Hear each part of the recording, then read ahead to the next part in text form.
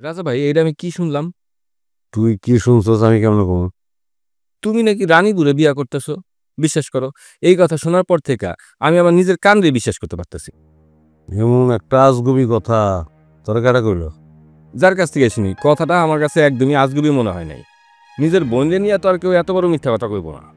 বুদ্ধি তবি এই তথা তোমালে মণিভূত হইতে তাই না?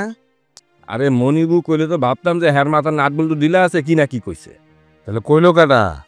কথাটা আমারে কইছে বেনি। অপসংস্কৃতি হইলেও মনিবুর মতো তার মাথার নাট বল্টু তার ঢিলা না। সে আমার কি কয় জানো? সে আমারে কয়, তুমি ভালোবাসা যদি আমার বিয়া করো তাইলে করলাম তোমার লাভ আছে।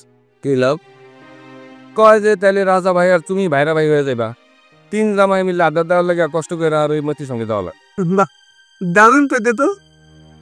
এমনি এমনি তো আর কইতাছে না, পেজ গিজা লাগানির সেলিম লাগাইছে। এখানে সেলিমের কি দোষ? তো সেলিমের দোষ কি শুনতে চাস? ওই দিন আমরা সাধু বাবা সাইজা মকবুল চাচার বাড়িতে গেলাম, সুযোগ বুঝা আমি তার কইলাম যে আপনার মাই জামাইয়া হইলে অলক্ষী, অলক্ষীর দোষ আছে, তারে যদি 7 সমুদ্র 13 নদীর ওই পারে বিয়া দিতে পারেন তাহলে তার দোষটা কেটে যাবে। মকুল দাদা তদন্ত হইতে তার সমুদ্র তেল নদীর লোপালে বিয়ে দেওয়া তাহলে তো উপায় নাই। তখন থেলিম পদাং পেলে কয় উপায় আছে। কি সেই উপায়? কইছে রানীর যদি আমার লগে বিয়া হয় তাহলে দোষ কেটে যাব। হায় হায়, তাইলে তো তুমি মরছো। মরছি মানে? গতকাল বেনি আর মনিবু মহুয়ারে ওই কথা বলছে। স্টিলে তখন না হয়ে গেছে। এই কথা যদি তাতা তাদের কানে দেয় তাহলে আমি নিশ্চিত লাদা হইলে বাড়ি থেকে বাইর খুলে দিবে। না না না, সেলিম কাস্টমারও ঠিক করে না।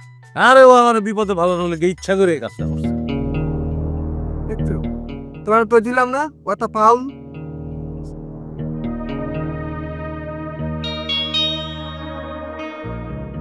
এই দবিস, কি রে এত জরুরি তলব করলি?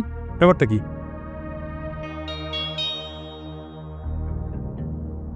হারান্দা, আমার মনে হইতেছে তোমার প্রেম বানের ব্যবসা লাড়ে উঠতেছ।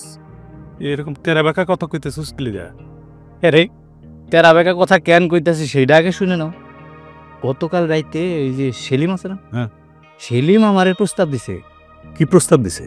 আর হে আমারে কইছে তার কাছে নাকি প্রেম বানের মন্ত্র আছে, সেই মন্ত্র আমি কিনুম কিনা। এই কস কি? আরে কইতাছি কি মানে, আমি গতকাল একটু ঝামেলায় ছিলাম, দৌড়াদৌড়ির উপরে ছিলাম, এই কারণে আমি তোমার কয়া পারিনি। এই দবির হিসাবটা তো 100-তে 100 মিলা যাইতেছে। তুমি কোন হিসাবের কথা কইতেছ? কি মিলা যাইতেছে? আরে গত রাইতে মনির আমার কয় কি জানো, সে একটা প্রেম বানের মন্ত্র কিনছে। আমি তার ওইটা কাইটে ছেড়ে ছোট করে দিতে পারি কিনা, তা আমি জিজ্ঞাসা করলাম যে এটা কিনছো কোত্থেকে। সে আমার নামটা কইল না, কিন্তু এখন তোর কথা শুনে বুঝতেছি নিশ্চয়ই সেলিম মনিরের কাছে ওই মন্ত্রটা আসছে। দেখছো কারবারটা? হ্যাঁ, এই ফনামনির যদি সেলিমের কাছ থেকে মন্ত্র নিয়ে থাকে তাহলে সেলিম মন্ত্রটা পাইল করতে। আর এটা তো জলের মতো পরিষ্কার, আমার যে মন্ত্রটা চুরি গেছে এটা সেলিম চুরি করছে। কিন্তু সেলিম তেল মধ্যে আমার বাড়িতে যায় নাই, চুরিটা করলো কেমনে? এটা তো পরিষ্কার পানির মতো সহজ। তোমার ঘরে তোমার লক্ষ্মী একখান ছোট ভাই আছে না, পরাণ, হে সেলিমের কাছে এটা বেচতে পারে।